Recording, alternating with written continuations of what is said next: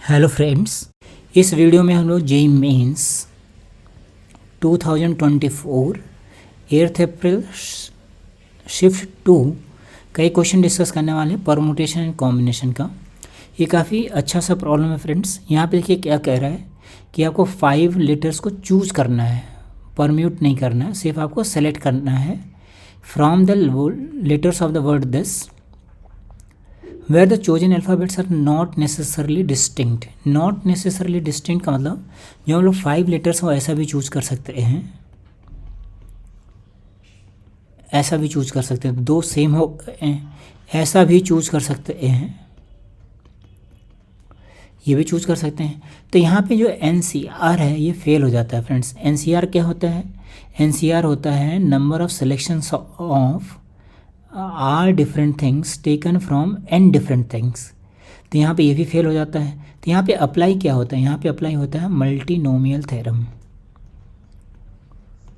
Multinomial theorem का हम लोग यहाँ पे यूज़ करते हैं।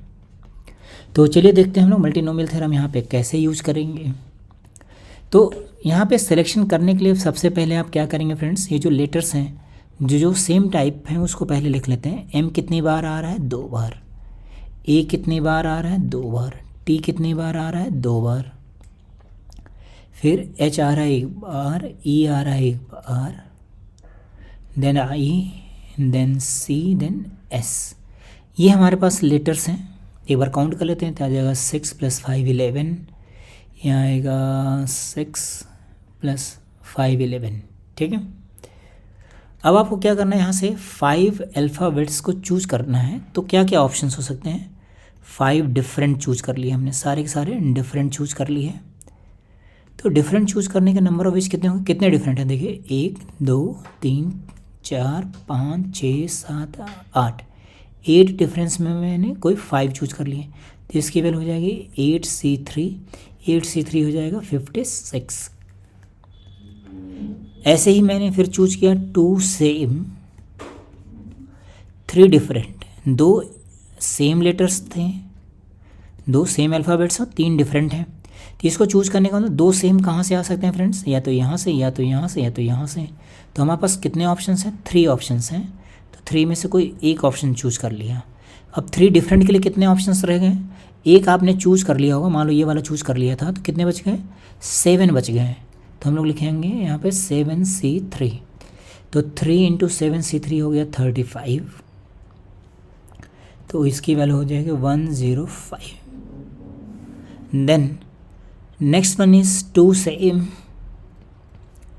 Same and 1 different.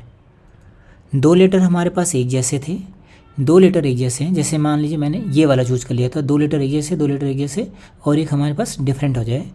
तो इसका अंदर जो हमारे पास ये 3 ग्रुप्स थे उसमें से कोई 2 ग्रुप चूज़ करना पड़ेगा हमें। 1 2 का सिलेक्शन कर लिया, बाकी हमारे पास डिफरेंट लेटर्स कितने बच गए? 6, उसमें से 1 को सेलेक्ट। तो ये आ गया हमारे पास 18। इन तीनों का सम करके देखें। इसके अलावा हमारे पास कोई नेक्स्ट पॉसिबिलिटी नहीं होगी फ्रेंड्स। 2 सेम 2 सेम 2 सेम करेंगे तो 6 लेटर्स का, 6 अल्फ़ाबेट्स का सिलेक्शन हो जाएगा। तो इसका सम हो जाएगा, तो ये वैल्यू आ गई हमारे पास 179। तो आई होप आपको ये समझ तो आ गया होगा। मल्टीनोमियल का एक छोटा सा फॉर्म है ये। मल्टीनोमियल के और भी फॉर्म्स हैं, उसको यूज़ करने का तरीका डिफरेंट डिफरेंट रहता है। किसी क्वेश्चन में यूज़ में आएगा तो फिर मैं आपको समझाऊंगा उसको। आई होप आपको ये वीडियो समझ आ गया होगा फ्रेंड्स। Okay, thank you.